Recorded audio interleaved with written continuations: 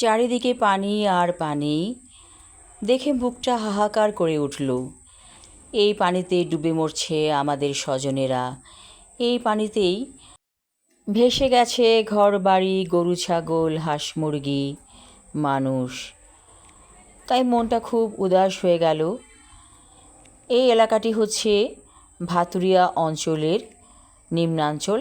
এই অঞ্চলটি আমি বহুবার দেখিয়েছি, আজও নতুন করে দেখলাম, ভালো লাগছে দেখে। অনেক অনেক পানি বেড়ে গিয়েছে, পানির উচ্চতা অনেক হয়ে গেছে।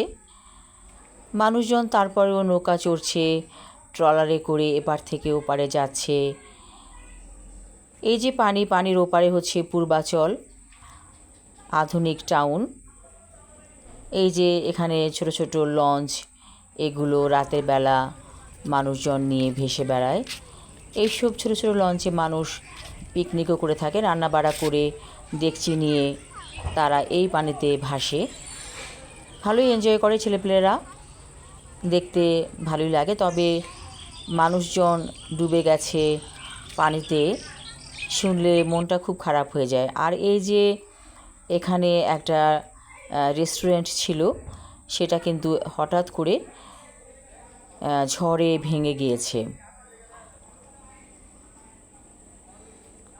এই যে পানি টলটল করছে, পানির অপর নাম জীবন, এবং এখন মনে হচ্ছে পানির অপর নাম মৃত্যু।